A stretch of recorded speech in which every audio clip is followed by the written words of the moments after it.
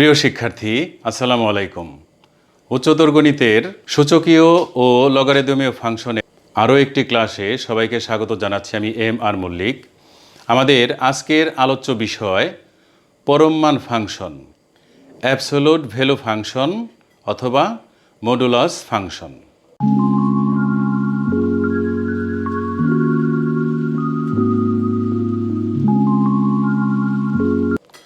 তো এই পরম মান ফাংশন বোঝার আগে আমাদেরকে পরম মান সম্পর্কে একটু ধারণা রাখতে হবে। পরম মান শব্দটা আসলে কিভাবে এসেছে? পরম শব্দের অর্থ হলো যা পরিবর্তন নয়, স্থির আস্তে, গতিশীল নয়, সেটাই হলো পরম, অর্থাৎ যে মানের কোনো পরিবর্তন হচ্ছে না। তাহলে গাণিতিকভাবে আমরা পরম মানের সংজ্ঞাটা কিভাবে দিব? সংখ্যা রেখায় মূল বিন্দু থেকে কোনো বিন্দুর দূরত্বকেই ওই বিন্দুর পরম মান বলা হয়। আমি আবার বলতেছি যে সংখ্যা রেখায় মূল বিন্দু থেকে কোনো একটা বিন্দুর যে দূরত্ব হবে সেই দূরত্বটাই হলো ওই বিন্দুর পরম মান। তাহলে দূরত্ব কিন্তু ঋণাত্মক হতে পারবে না, দূরত্ব শূন্য হতে পারবে, ধনাত্মক হবে। তাহলে দূরত্বটা কি হবে? দূরত্বটা অঋণাত্মক হবে। তো আমরা সংখ্যারেখা ব্যবহার করে এখন পরম মান সম্পর্কে একটু জানব। যে এই হলো একটা সংখ্যারেখা, এটা হলো মূল বিন্দু। আমরা তিনটা পয়েন্ট নিতেছি, +1 +2 +3, -1 -2 -3। এখন দেখো এই যে মূল বিন্দু ও থেকে এই 3টা কত দূরে আছে, সেই দূরত্বটা হলো এই দূরত্ব। আমরা যদি এটা মেপে দেখি, এটা হতে পারে 1 মিটার 1 মিটার 1 মিটার। তাহলে 0 থেকে 3টা আছে 3 মিটার দূরত্বে। তা আমরা যদি এটাকে মিটার শব্দটা বাদ দিয়ে বলি এইভাবে, যে 0 থেকে 3টা কত একক দূরত্বে আছে? 3 একক দূরত্বে আছে। অর্থাৎ 0 থেকে 3-র দূরত্ব হলো 3 একক। তাহলে দূরত্বটা হবে কত? 3 একক। আবার এই পাশে আসি, যে এখানেও এই 0 থেকে -3টা কত দূরত্বে আছে? 1 একক 2 একক 3 একক। এখানেও 3 একক দূরত্বে -3 আছে। তাহলে দেখো মূল বিন্দু থেকে +3 এবং -3 দুইটার অবস্থানই কিন্তু 3 একক। তার মানে মূল বিন্দু থেকে +3 এবং -3-র যে দূরত্বটা বের হলো, সেই দূরত্বটা কিন্তু ধনাত্মক। এখন যদি বলি 0 থেকে 0-র দূরত্ব কত, তাহলে 0 থেকে 0-র দূরত্ব হলো 0 একক। তার মানে হলো দূরত্বটা এখানে, অর্থাৎ পরম মানটা এখানে 0 হতে পারবে আর ধনাত্মক হবে। কখনোই আমরা বলবো না যে এই -3টা 0 থেকে -3 মিটার দূরত্বে আছে। আমরা কিন্তু এই কথা কখনো বলি না যে একটা জিনিস থেকে আরেকটা জিনিসের দূরত্ব -5 কিলোমিটার, গাড়িটা -10 কিলোমিটার গেছে, এটা বলি না। গাড়িটা 10 কিলোমিটার গিয়েছে, গাড়িটা 5 কিলোমিটার গিয়েছে, অর্থাৎ এই যে দূরত্বটা এটা কিন্তু পজিটিভ, 0 হতে পারে, পজিটিভ হতে পারে, অর্থাৎ এইটা অঋণাত্মক, নন নেগেটিভ। এখন এই যে 0 থেকে 3-এর দূরত্ব আমরা যদি একটু লিখে দেখাই, যে 0 থেকে 3-এর দূরত্ব আমরা কত পেয়েছি? 3 একক। আবার 0 থেকে -3-এর দূরত্ব, সেটা আমরা কত পেয়েছি? 3 একক। তাহলে এই যে +3 এবং -3 দুইটারই কিন্তু দূরত্বটা পজিটিভ আসছে, অর্থাৎ 0 থেকে 3-র দূরত্ব 3, 0 থেকে -3 দূরত্ব 3। তাহলে এই কথাটা কিন্তু আমি লিখতে পারি আমরা এখন, যে 3-এর পরম মান, এই পরম মানটাকে এই যে দুই পাশে দুইটা দাগ দিয়ে মাঝখানে 3 লিখব। এটা হলো 3-এর পরম মান। তা 3-এর পরম মান আমাদের এখানে কি আসছে? 3-এর দূরত্ব মানে 3-এর পরম মানটাই হলো কত? 3। আবার -3-এর পরম মান, মাইনাস মডুলাস অফ -3, সেটাও কত 3। এখন যদি একটা সংখ্যা x হয়, যে x এর পরম মান সমান মডুলাস অফ x, এইটার মান কিন্তু এখন আমাদের কি হতে পারে, দুইভাবে হতে পারে। কিভাবে? যখন x অঋণাত্মক হবে, অর্থাৎ যখন xটা অঋণাত্মক অর্থাৎ is greater than or equal 0, তখন এই মডুলাস অফ x এর মান হবে x। আবার xটা যখন ঋণাত্মক হবে অর্থাৎ x লেস দেন 0, x যদি 0 থেকে ছোট হয় অর্থাৎ ঋণাত্মক হয়, তখন এই মডুলাস অফ x এর মান আসবে হলো -x।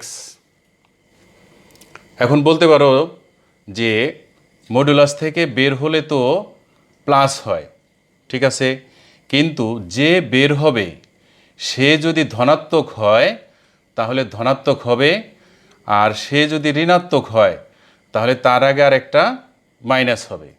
এখন এই জিনিসটা একটু খেয়াল করো, আমরা এইটার রেফারেন্স নিয়ে এই জিনিসটা একটু ব্যাখ্যা করব। যে দেখো মডুলাসের ভিতরে এক্স আছে, তাহলে এক্স এর মান যদি ধনাত্মক হয় তাহলে ধনাত্মক মানটা কি? ধনাত্মক মান হলো মডুলাসের ভিতরে আমরা ধনাত্মক দিলাম হলো 3। দেখো যে ধনাত্মক সে কিন্তু তার মানটা ধনাত্মকই আসতেছে, তাহলে এখানে আসবে কত 3। আবার মডুলাসের ভিতরে যদি -3 বসাই তাহলে -3 সমান কত? -x, তাহলে -x, x এর মান কত এখানে? x এর মান হলো -3, x এর মান যদি -3 হয় তাহলে যে এখানে বসবে কত? -3, তখন মাইনাসে মাইনাসে +3 হয়ে যাচ্ছে। তার মানে হলো মডুলাসের ভিতরে প্লাস মাইনাস যাই বসুক না কেন সে কিন্তু প্লাস হয়ে যাচ্ছে। ব্যাপারটা কি ক্লিয়ার হয়েছে? এক্স এর মান যখন +3 হবে তখন +3 মডুলাস কত? +x, তার মানে +3। আবার এক্স এর মান যখন -3 হবে, দেখো এক্স এর পরিবর্তে -3, তাহলে এক্স এর আগে কিন্তু একটা মাইনাস আছে, তো এখানে যদি -3 বসাই তাহলে মাইনাসে মাইনাসে কী হয়ে যাচ্ছে? +3 হয়ে যাচ্ছে, মাইনাসে মাইনাসে +3 হয়ে যাচ্ছে। অর্থাৎ ধনাত্মক ঋণাত্মক যে কোনো সংখ্যার মডুলাস করলেই সেটা কী বের হবে? ধনাত্মক মান বের হবে। এখন আমরা দেখব যে পরম মান ফাংশনটা কি। পরম মান ফাংশন দেখো, যদি x বিলংস টু r এর জন্য y সমান f অফ x সমান মডুলাস অফ x সমান, দেখো এখানে x যখন x is greater than or equal 0, আর এটা হলো -x যখন x ইজ লেস দেন 0, এই ধরনের ফাংশনটাকে, এইটাকে আমরা কি বলবো? পরম মান ফাংশন বলে। এই হলো জিনিসটা। এখন আমরা দুটি পরম মান ফাংশনের ডোমেন, রেঞ্জ এবং লেখচিত্র নিয়ে আলোচনা করব।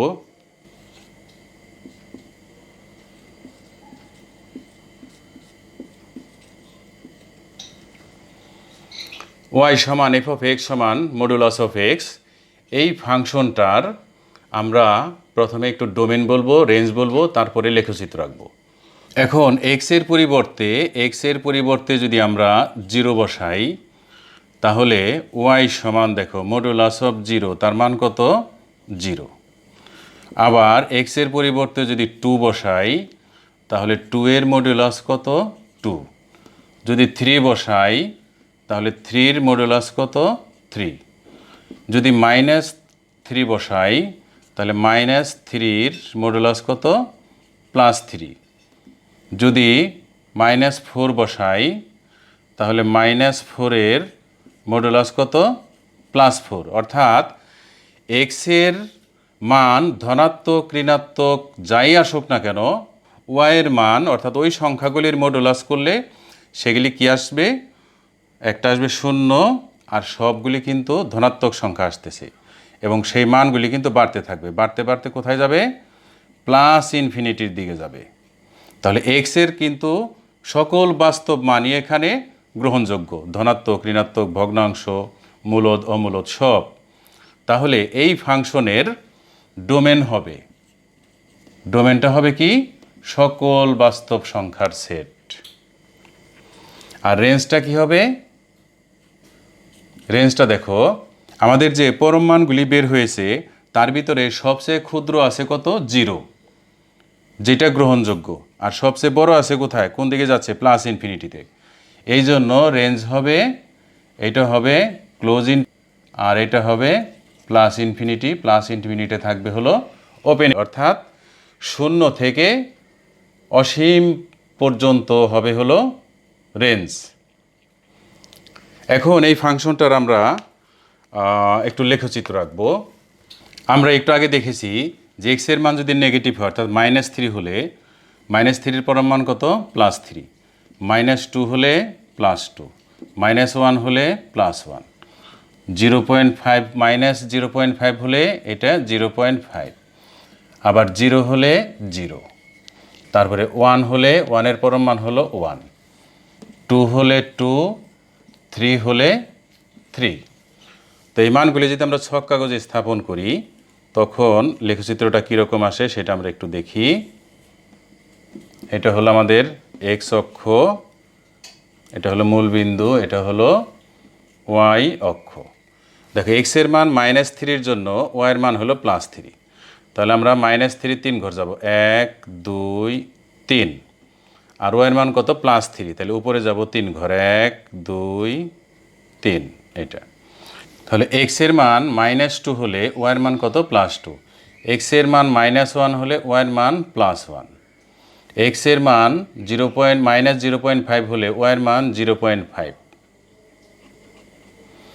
এক্সের মান 0 হলে ওয়াইয়ের মান 0, এক্সের মান 1 হলে ওয়াইয়ের মান হলো +1, এক্সের মান 2 হলে ওয়াইয়ের মান +2, এক্সের মান 3 হলে ওয়াইয়ের মান +3। তাহলে দেখো এগুলি যে আমরা যোগ করে দেই তাহলে দেখো ভি আকৃতির একটা লেখচিত্র আসলো, এবং এই লেখচিত্রটা কিন্তু দেখো এই যে লেখচিত্রটা দেখো, আমরা যদি এখান থেকে যাত্রা শুরু করি তাহলে এই দিক দিয়ে হয়ে এদিক দিয়ে হয়ে মূল বিন্দু হয়ে আবার এই পাশে যাব, তাহলে এইটার মাঝখানে কিন্তু কোথাও ব্রেক নাই। এই জন্য এই ফাংশনটাকে বলা হবে কি, অবিচ্ছিন্ন অবিচ্ছিন্ন ফাংশন, কন্টিনিউয়াস ফাংশন। এখন আমরা দেখব একটা বিচ্ছিন্ন ফাংশন এবং অর্থাৎ ডিসকন্টিনিউয়াস ফাংশন। সেই ফাংশনটার আমরা ডোমেন, রেঞ্জ এবং লেখচিত্র দেখব। এই যে ফাংশনটা আছে y = f(x) = x/mod(x), দেখো লব হর আকারে আছে। লব হর আকার যদি থাকে তাহলে x এর মানটা কি হতে পারবে না, শূন্য হতে পারবে না। তাহলে x ≠ 0-র জন্য ফাংশনটা কি হবে, সংজ্ঞায়িত। আর x ≠ 0 এটার কিন্তু একটা অর্থ আমি বিগত একটা ক্লাসে বলেছিলাম যে এক্সটা 0 থেকে বড় হবে এবং এক্সটা 0 থেকে ছোট হবে। x ≠ 0 এই কথার অর্থ হলো x > 0 এবং x < 0। তাহলে এই ফাংশনটার আমাদের যে ডোমেন হবে, বাস্তব সংখ্যার সেটের শুধু শূন্য বাদ যাবে। তাহলে ডিএফটা কি লেখা যাবে, এই হলো বাস্তব সংখ্যার সেট, এখান থেকে বাদ যাচ্ছে কে, এই শূন্যটা বাদ যাচ্ছে, এটা হলো ডোমেন। এখন আমরা এটার একটু রেঞ্জটা দেখব। রেঞ্জটা দেখার জন্য এক্স এর কিছু ভ্যালুর জন্য ওয়াই এর সংশ্লিষ্ট ভ্যালুগুলি আমরা বের করব। তাহলে দেখো এক্স সমান যদি -3 হয় তখন ওয়াই সমান কত হবে। তাহলে দেখো এক্স এর মান হলো -3 আর মডুলাস অফ এখানে কত হবে, -3, তাহলে এখানে হলো -3, -3-এর মডুলাস করলে কত, +3, তাহলে এটার ফলাফল কত, -1। আবার এক্স ইকুয়াল টু যদি -5 নেই, তাহলে একইভাবে -5 মডুলাস অফ -5, এখানে -5 রইল, আর -5-এর মডুলাস করলে হলো +5, তাহলে এখানে হলো কত? -1। আবার এক্সের মান কিন্তু আমরা 0 নিতে পারবো না, কারণ ডোমেনের ভিতরে 0 নাই, 0 বাদ থাকবে, 0 নেওয়া যাচ্ছে না। রেঞ্জ বের করার জন্য আমাদেরকে অবশ্যই ডোমেন থেকে উপাদান নিতে হবে। ডোমেন থেকে উপাদান কী নিব? এই যে দেখো, x is not equal to 0, এই কথার অর্থ কি? এক্সের মান ধনাত্মক, আমরা আর এক্সের মান ঋণাত্মক, তাহলে আমরা কিছু ঋণাত্মক মান নিয়েছি, এখন কিছু ধনাত্মক মান নেব। কিন্তু x is not equal to 0 হওয়াতে এক্সের ভ্যালু এখানে 0 নেওয়া যাবে না। তাহলে এক্স ইকুয়াল টু যদি আমরা +3 বসাই, তাহলে সেই ক্ষেত্রে ওয়াইয়ের ভ্যালু কত আসে? 3/3, তার মানে 3/3 সমান কত? 1। আবার এক্স সমান যদি 5 বসাই, তাহলে এই ক্ষেত্রেও 5/5, তার মানে 5/5 সমান হলো 1। এই অংশটা দেখো, এটা কিন্তু এক্স <0, আর এই অংশটা কি? এক্স <0। তাহলে এক্সের মান <0, অর্থাৎ এক্সের সকল ঋণাত্মক মানের জন্যই ওয়াইয়ের মান কি আসবে? একটা মানই আসবে, সেটা হলো কি? -1। এক্সের সকল ঋণাত্মক মানের জন্য ওয়াইয়ের কেবল একটা মান পাওয়া যাবে, সেটা হলো -1। আবার এক্স <0, অর্থাৎ এক্সের মান এখানে ধনাত্মক, তাহলে এক্সের সকল ধনাত্মক মানের জন্য ওয়াইয়ের কেবল একটা মান ভ্যালু পাওয়া যাবে, সেটা হলো কি? +1। তাহলে ওয়াইয়ের ভ্যালু পাওয়া গেল কয়টা? দুইটা, একটা হলো -1 আর একটা হলো +1। সুতরাং এই -1 এবং +1 দ্বারা গঠিত সেটটাই হলো কি? এই ফাংশনের রেঞ্জ। তাহলে আমাদের রেঞ্জটা কি হলো? রেঞ্জ হলো একটা হলো -1 আর একটা হলো +1, এটা দ্বারা গঠিত সেট। এখন এই ফাংশনের আমরা একটু লেখচিত্র আঁকবো। একটু আগে আমরা দেখেছি যে এক্সের ভ্যালুটা এখানে কি হতে পারবে না? 0 হতে পারবে না। তাহলে কিছু -3-র, যেমন এর আগের ভ্যালুগুলি নিচ্ছি, যেমন -5-এর জন্য আমাদের ওয়াইয়ের মান কত আসছিল? সেটা আসছিল হলো -1। আবার -4-এর জন্য আসছিল কত? -1। তো এরকম -3-র জন্য আসবে কি? -1। 0 তো নেওয়া যাচ্ছেই না, তো আমরা এবার প্লাস নেই, 3 নেই। এক্সের ভ্যালু 3 হলে ওয়াইয়ের ভ্যালু 3 কাটা গেলে 1, আমরা দেখেছি আগে। তারপর 4 হলেও 1, 5 হলেও 1। এই ভ্যালুগুলি আমরা ছক কাগজে স্থাপন করে তারপরে এই ফাংশনটার আমরা লেখচিত্র এঁকে নিচ্ছি। এক্স অক্ষ আর এটা হলো ওয়াই অক্ষ। তো ভ্যালুগুলি এখন আমরা ছক কাগজে বসাবো। -5-এর জন্য -1, 1 2 3 4 5।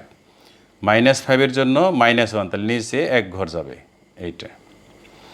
-4-এর জন্য -1, তাহলে -4 -1 এখানে। -3-র জন্য -1, -3-র জন্য -1।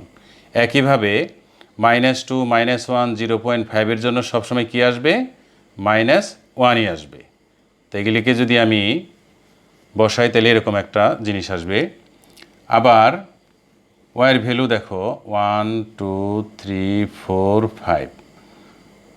3 হলে ওয়াইয়ের মান আসে কত? 1। 4 হলে 1, 5 হলে 1। অর্থাৎ এক্সের যে কোনো ভ্যালুর জন্যই ওয়াইয়ের ভ্যালুটা এখানে কত আসবে? +1 আসবে। যদি দশমিকও হয় তাহলে সেটাও কি হবে? +1ই আসবে। তাহলে এই বিন্দুগুলি এভাবে দুই দিকে অ্যারো চিহ্ন হবে। এখন দেখো, তাহলে এই অংশটা কি হবে? আমাদের এই ওয়াই অক্ষে এখান থেকে এই পর্যন্ত ভ্যালুটা কত? 1। তাহলে এখান থেকে এই পর্যন্ত 1 মানে কি? এখান থেকে এই পর্যন্ত 1, তার মানে এখান থেকে আর এখান থেকে -1 কত? এখানে। তাহলে এখান থেকে -1 কোথায়? এখানে। তাহলে এই যে অংশটা এই দিকে আমাদের কিন্তু দেখো, এই যে মাঝখানে কিন্তু ব্রেক, আমরা কিন্তু এটা সংযোগ করতে পারবো না। সংযোগ যদি করে দেই তাহলে এই ভ্যালুগুলির ভিতরে এই বৈশিষ্ট্য অনুসারে এখানে যে ভ্যালু পাওয়া যাবে সেটা কিন্তু এই বৈশিষ্ট্যটা মানবে না, এই ফাংশনের বৈশিষ্ট্যটাকে ভায়োলেট করবে। সুতরাং এই যে মাঝখানে একটা গ্যাপ হলো, আমরা যদি এখান থেকে যাত্রা শুরু করি, এখান থেকে যাত্রা শুরু করে আমরা কিন্তু উপর হয়ে এভাবে যেতে পারবো না, কারণ এটা বিচ্ছিন্ন, ডিসকন্টিনিউয়াস। এখানেই যেতে পারবো, আবার এখান থেকে শুরু করে এখানে যেতে পারবো। এই যে মাঝখানে যে গ্যাপটা হলো, এই গ্যাপের কারণেই এই ফাংশনটা হলো কি ডিসকন্টিনিউয়াস ফাংশন, অর্থাৎ বিচ্ছিন্ন ফাংশন। তো প্রিয় শিক্ষার্থী, এই ছিল আজকের আয়োজন। আশা করি তোমাদের ভালো লেগেছে। পরবর্তী ভিডিও দেখার আমন্ত্রণ জানিয়ে আজকের মতো এখানে বিদায় নিচ্ছি। ধন্যবাদ।